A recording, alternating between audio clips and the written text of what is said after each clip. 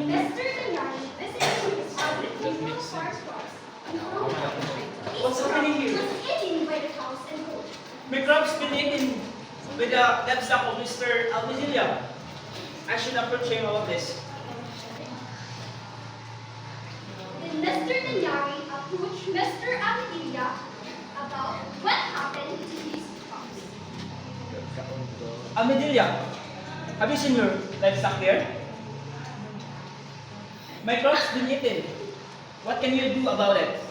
I'm so sorry, it's my fault. At para bilang kabayaran, susunod gagawa na ako ng pakuran dito. Then Mr. Yos, What are you doing? Stop! Instead of arguing, we should thinking how we can solve this.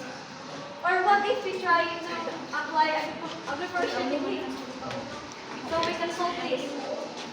So sorry, it's my fault. Okay, next time, follow the agricultural pag sila mag-technique. Yes, I agree with you about that. So we should be friends from now on.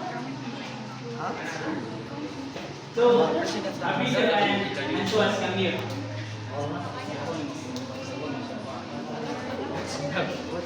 Hey! Let's start with some music. Let's replant our capital. Now,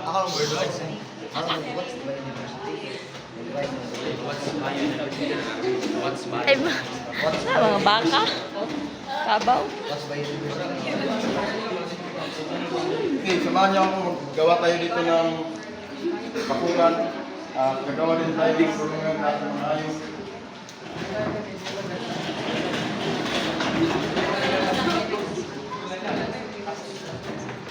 At saka, gawa tayo ng kulungan sa tingayo, pagkatali natin mga puti. Ang hayop.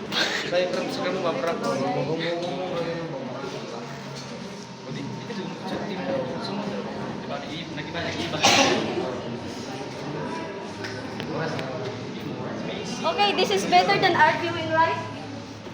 So, my suggestion is work.